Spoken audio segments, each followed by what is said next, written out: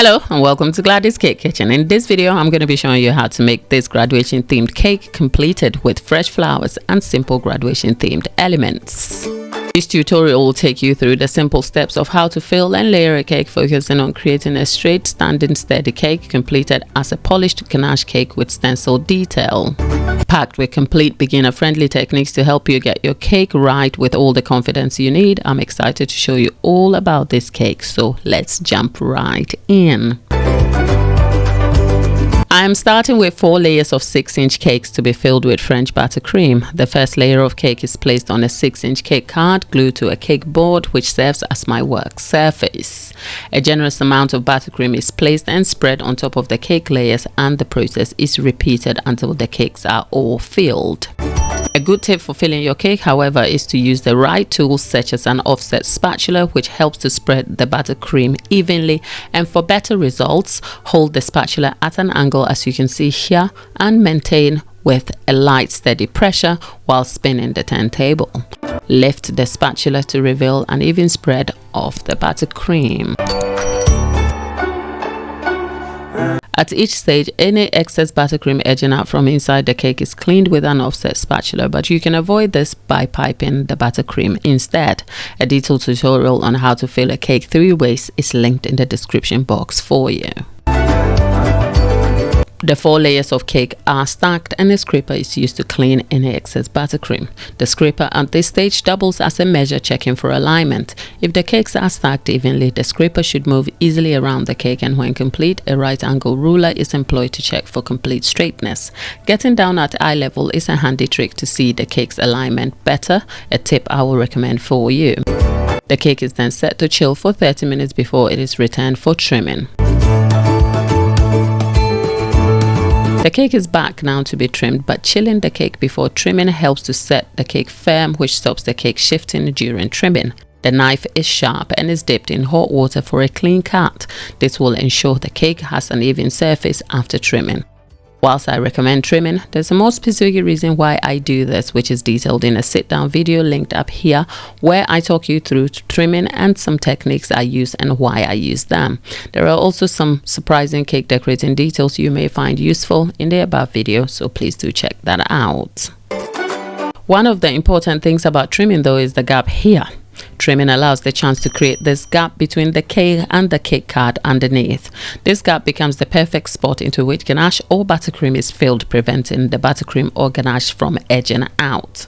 Having trimmed the cake, an additional layer of red velvet is added just for height. The cake now stands at nearly 9 inches tall, but there is no specific reason for this besides wanting a taller cake.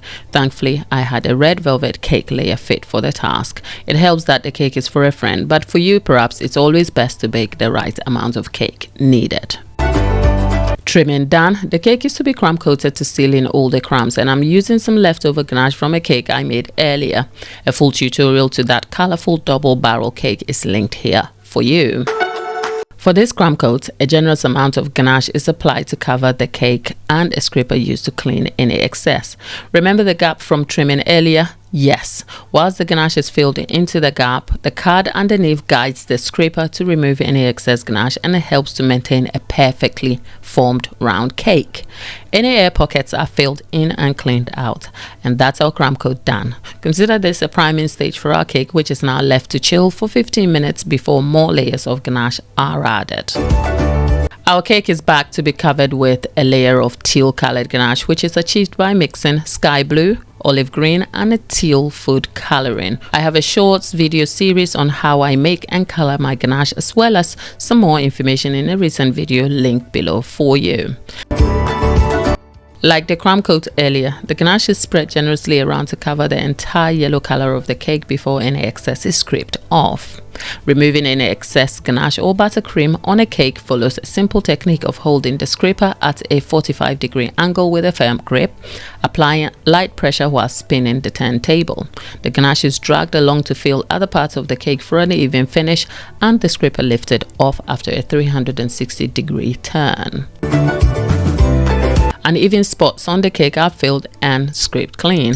A good tip for working with ganache is to keep tools clean and warm by dipping them in hot water consistently.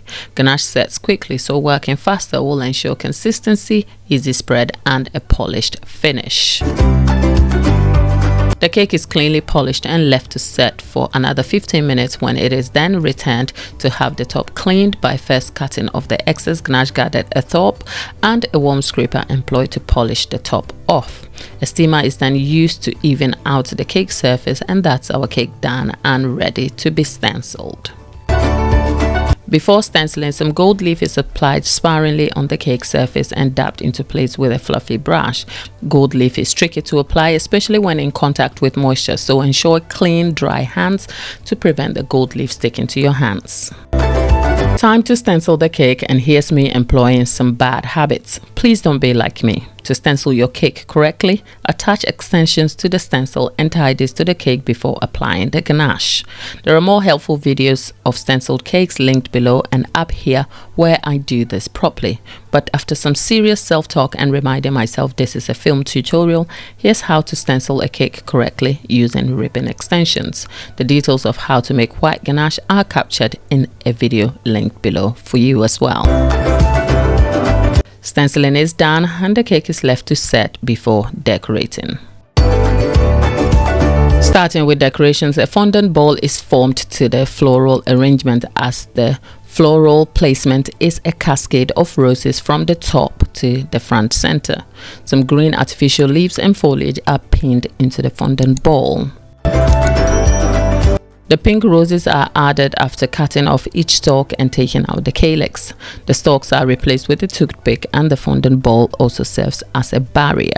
A detailed tutorial on this technique is linked below for you on how I do this. Flowers done, a custom-made graduation-themed topper and additional gold elements are added. These are items from Burnt Island occasions, and by the way, this video is not sponsored and all items were purchased and paid for. Our beautiful graduation themed cake is done now, and here stands a tall polished ganache cake with ganache stencil detail decorated with flowers and custom themed elements. With so many single tiered cakes up on this channel, it's time to upgrade to a 2-tier cake with complete beginner friendly techniques, teaching you all the tips you need and the mistakes to avoid. This is showing right up on screen for you to tap and watch. It will help you level up your decorating skills with all you need to boost your confidence. I'll see you in my next video. Thanks for watching.